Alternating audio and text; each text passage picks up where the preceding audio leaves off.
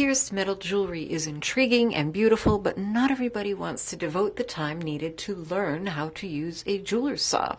In today's video, I'm going to show you how to get a similar look, but using simple polymer clay techniques. Hi there, Sandy Huntress here. Thanks so much for taking this class. In this class, we are going to be using metal leaf. So the first thing you need to decide is what color you want to make your piece. It comes in mostly gold and silver, but you can find other colors. It also comes in variegated, which I think is very pretty, but I thought it was kind of distracting. I made a test piece and just thought it took away from what I was doing. So I am going to stick with gold and silver today. Once you've decided that, then you need to find some clay that is a similar shade to the leaf that you're going to use. So I have gold and silver. You want to roll your clay out to a fairly thin setting. This is a number 7 on my pasta machine, which is about 1/2 millimeter thick. Then you want to decide the approximate size and shape of your piece. You don't have to nail this down exactly, but just having an idea will be helpful. I just got this wonderful set of templates from Fire Mountain Gems. I think you can find similar ones at Hobby Lobby, and I love these. So you could choose a size and just kind of have a general idea of what size you want. You could also just use cutters and get a general size and shape, because that's going to help you in planning your design. Then for designs, I am going to use cutters. You could definitely sketch out a design yourself. You could draw it freehand. If you're good with a craft knife, you could just carve it out. But I like the cutters because it's kind of quick and easy. So I am going to use this one, and I'm just going to kind of give myself a little impression of the one that's a little larger. I'll do that just with this. Just lightly, so I have an idea. Now you can do any kind of design you want, of course, but it really is best, especially when you're first starting, to keep it simple. So for this one, I am going to do a moon and stars. I'm actually not going to use this set yet. And you've probably seen this really cool trick for cutting out a moon using 2 round cutters. You just use one, cut that out, and then use another one, and you can shift it, and depending on how far over you shift it will determine the size of your moon. Now I don't really want this outer cut on the right here, so I'm going to focus my pressure mostly on the left. We will get that line there. Now this is very important. You really, really need to erase that line. The leafing will not hide it. It will actually accentuate it. So you need to get your surface just the way you want it to be before you add your gold leaf or silver leaf or whatever. Now that is, you can see it still just because of mica shift, because this is a gold clay with mica particles in it, but I can feel that that is smooth. And now I'll just use my craft knife. Now you could, I tried cutting this freehand, and you could, I just found my hand was not steady enough to do a good job. And then you use your knife to finish any cuts you need to, and then pull out the excess.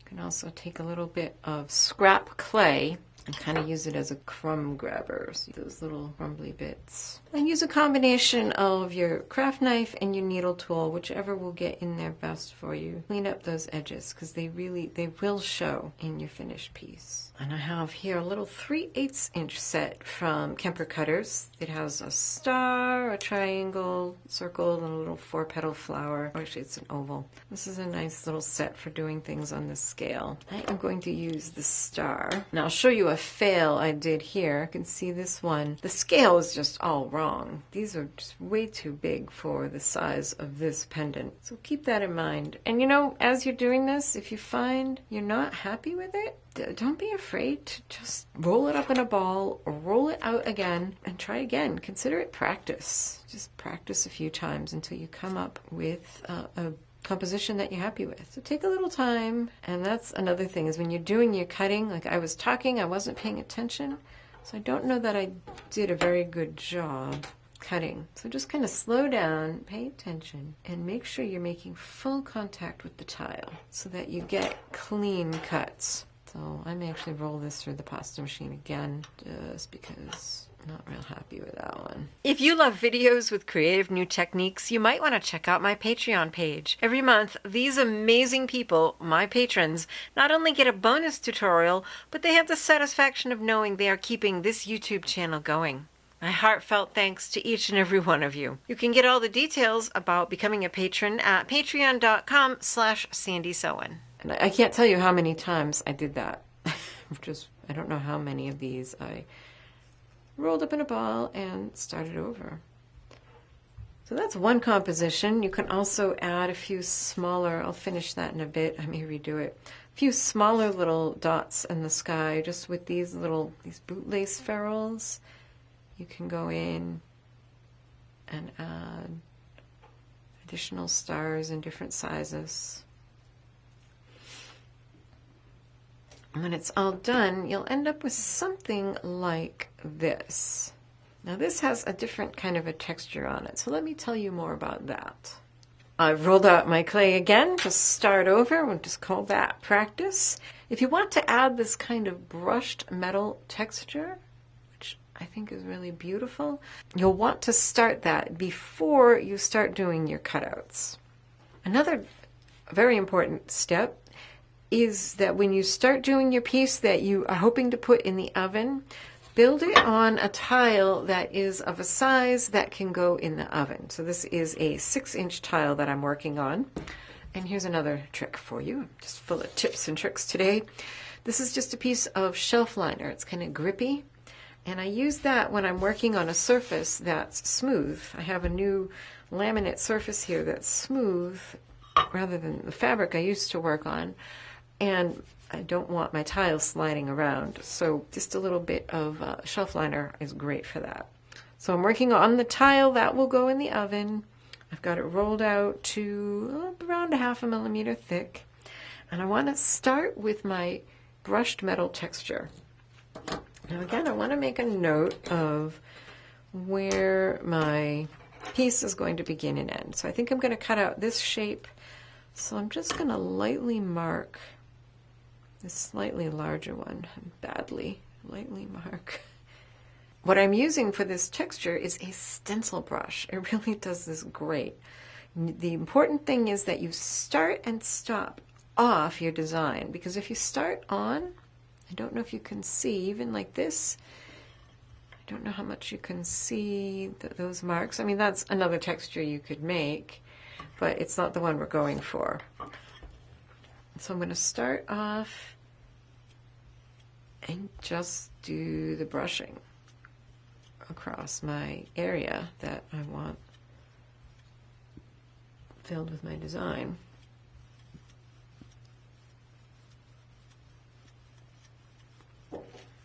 And like I said, this will come through the foil, the leaf. Not foil, foil's something different. Just gives it this beautiful matte finish. Now I'm going to come in again with my moon, and again try to focus mostly on the left side, so I don't have quite so much to clean up. This, by the way, is a 3/4 inch cutter, and the other one, oh, actually I started with a 1 inch and a 3/4 inch, but that's okay. I'll use the 3/4 and the 5/8 for this one, so it'll be a little smaller. And again, just kind of focusing on the left side. And I'm really going to rub that, and we'll put our texture back. Just get that line out of there Otherwise it will show in your finished piece and you will not be happy. I can feel that smooth. And I'm going to have to come in with my blade and just clean that up. This is probably the trickiest shape, really, because of the way it's done. I did try making like a paper template and cutting around it, but I just didn't cut steadily enough. I'm not doing a great job here. It just looked kind of ragged. So I prefer doing it with the cutter.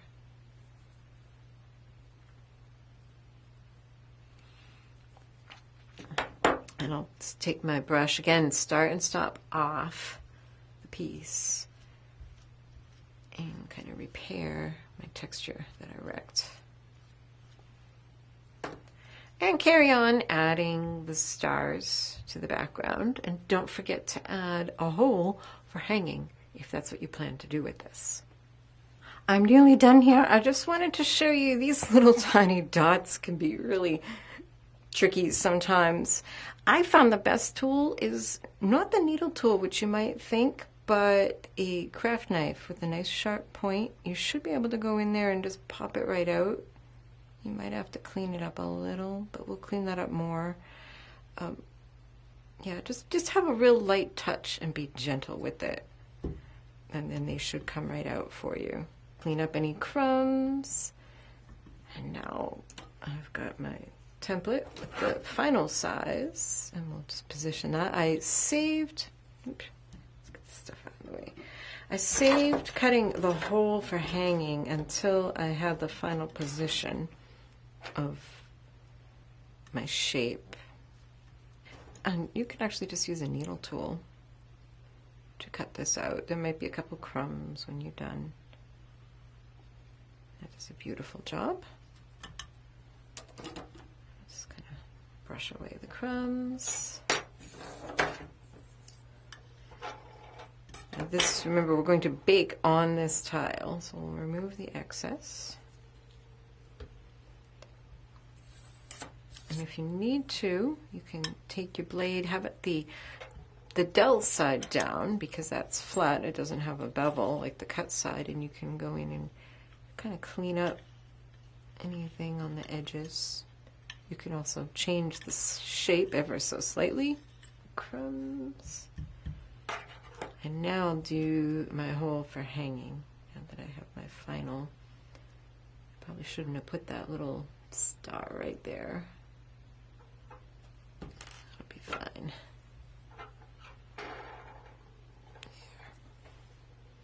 There. Okay.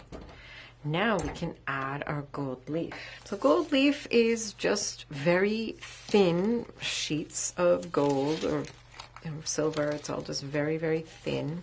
I'm going to get a clean piece. It's just easier to work with. Especially this is simple leaf, and it's thicker than some of the other leaves, which is what makes it easier to work with. But I found I actually preferred for this project the thinner stuff, and I'll explain why.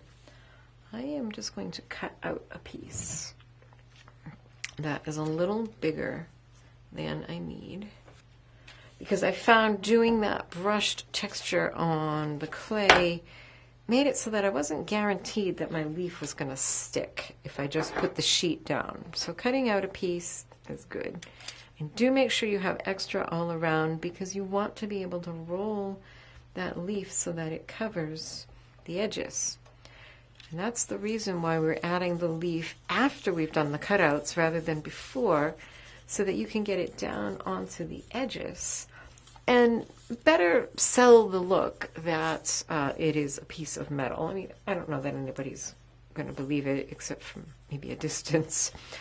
But you know, the more we can do, the more details we can attend to just make it look like a piece of metal. Because the only way that I know you could do this in a piece of metal, unless you had dies that could cut through it, would be to use a jeweler's saw to cut out those pieces. All right, so that's coming out nicely. Good. And I found kind of the best tool for this is your finger.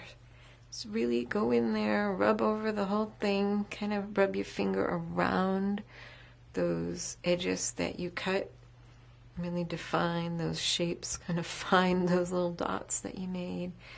And also rub around the outer edges, and some of this will start coming up, and that's okay. It's supposed to, because it doesn't have anything to stick to. So I'm just rubbing those edges. It will slightly round it, and that's fine. And these bits of gold I'll often just mix in with clay to make kind of sparkly clay. So once you have that, next you'll want a ball tool, and I have one here. It's got a 2mm end and a 1mm end. So start with the wider end and start in the middle of your shapes, and we're going to kind of create tears because, again, just like on the edges, we want the leaf to have a little excess to go down onto the edges. And this is the problem with this simple leaf. It's thicker and it doesn't seem to adhere quite as readily as the really fine stuff, which is so fine and floaty, it definitely will stick. You can, I don't know if you can see, there are areas here where it's not really sticking. You can see the gold clay underneath. So repeat in the stars, just kind of start in the middle and then work your way to the edges so that you sort of fold that excess down over the inside of your cut edges. And you can go into your dots.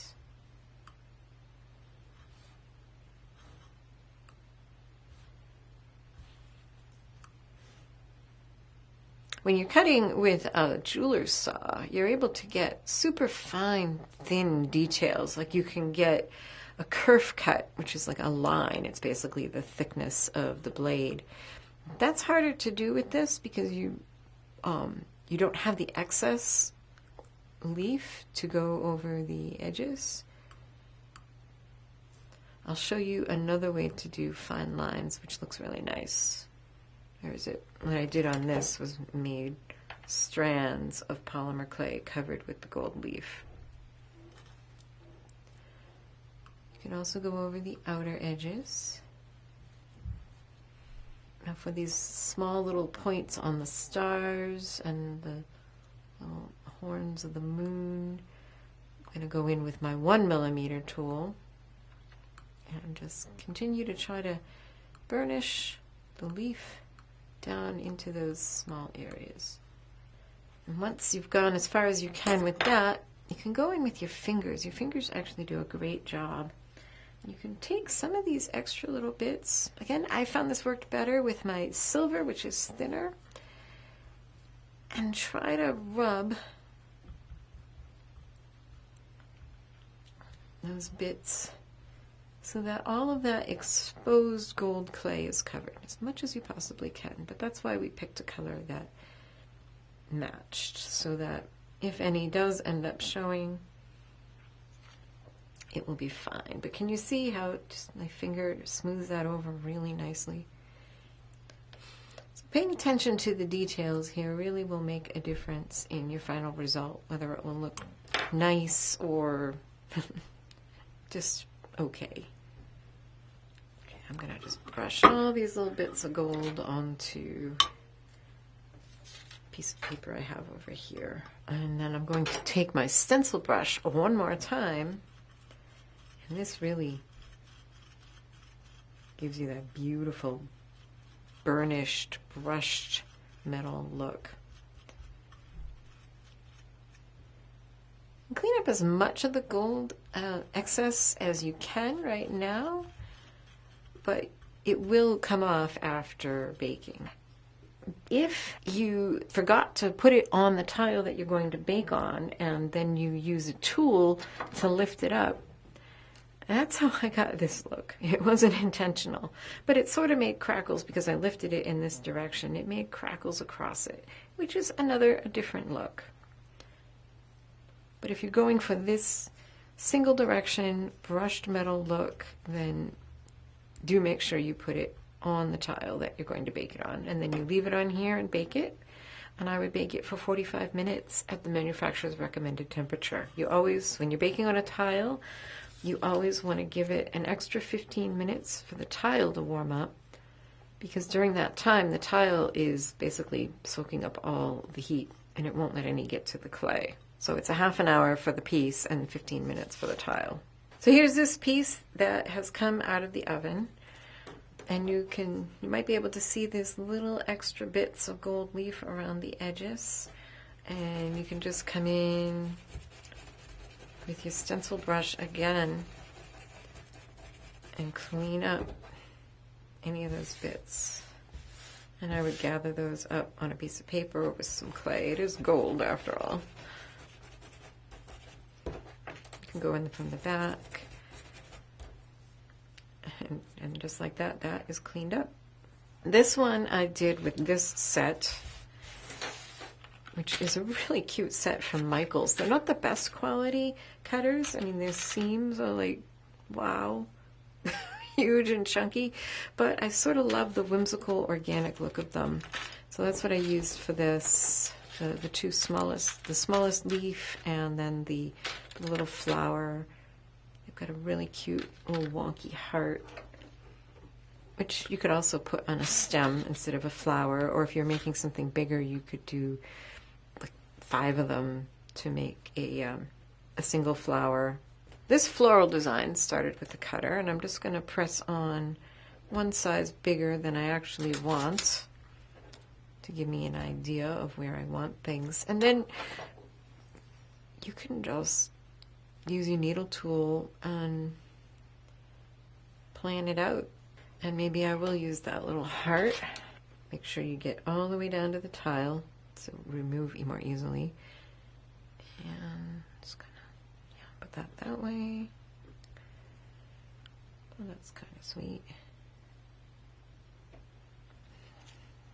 We'll use this one again.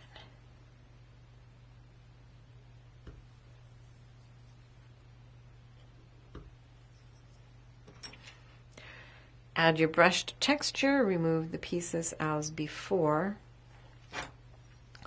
Go in with your needle tool and just kind of deepen those channels a little. That will make your little stems behave better. To make the stems, you need just the smallest amount of clay. This is probably twice as much as I'll need. A very handy tool for rolling those is just an acrylic block. I'll help you roll it nice and even and thin. And this one seems to be good. Sometimes it starts to shred, and that just means you've got an air bubble in there. So I'll check it with my piece, and I just need a piece about that long. To apply the leaf to your little strand of clay, what you want to do is cut the leaf to about 1/4 inch wide. If you have a thicker strand that you're covering, then you'd cut it wider, and the same length. You just kind of score it lightly. And then start rolling it, and at some point it might start sticking to this. Okay, well that didn't stick as well as it could, so I'll just grab a little scrap over here. You can see how much more readily this silver leaf sticks to any bit of clay rather than that thicker gold simple leaf. So it's, most of the time it is simpler to use because it's a little thicker, it's easier to manage. So once your whole thing, for the most part, is covered in the leaf, just get your acrylic block back in and roll it, and it just comes out nice and smooth. Let's see if I can get that piece right in that empty spot there. Maybe. And this has the advantage of also rolling it down even thinner. Then once you've finished your piece, you have the texture on and the piece is cut out and it's covered with leaf, and you've done your final brushing with the stencil brush. Take a little bit of liquid clay on a toothpick and just add it to that divot right there. You can come in with your needle tool, just kind of score that a little more deeply, and then add your little silver covered strand. And you can use that for any kind of decoration. Flowers, stems, you can make coils, you can add all sorts of pieces to this. Of course, the whole point of making these designs with the holes in them was to layer them over something interesting. So what are your options? Well, I had one thought at first. I have a flower cane here, and I thought it would be cute, but I think it's a little too on the nose. I didn't love it, but you could certainly do that. You could put anything behind there. But I found what I really preferred was something a little more abstract. Here are a couple slices of Stroppel cane that I rolled out, and that's kind of cool. It's a little dark, but it might do. And I left it in a kind of a rough shape so I could move this around and maybe select certain areas. I think if you have bigger spaces, then maybe a darker design is okay. I actually preferred something brighter though. This is a bit of peacock cane that I made. Don't ask me how, I kind of made it up as I went along, and I think that would be really cool. And you just go ahead and cut it out using the same template or cutter that you used to cut your original shape. Add liquid clay to the back and then layer it and finish it how you would any other pendant. Let's see how that looks with this one. I don't love it so much with that one. But the golds really go nice with this one. Depending on your design, something kind of graphic might work. This is a bit of retro extruder cane, and that looks kind of cool behind the moon and the stars. That's rather interesting. Again, leave it big and kind of move it around until you find an area that you think looks really good. Then you can cut out the same shape and layer it. Another nice option is the Mokume gane. What I love about all of these options is that these are all things that were already in my stash. I have just a couple of slices that I'd have to roll together, maybe roll through the pasta machine and make them the same thickness, but that's pretty cool. Now that you know how to do this faux metal technique, you'll want to watch this polymer clay veneers playlist and find one that's perfect for your piece.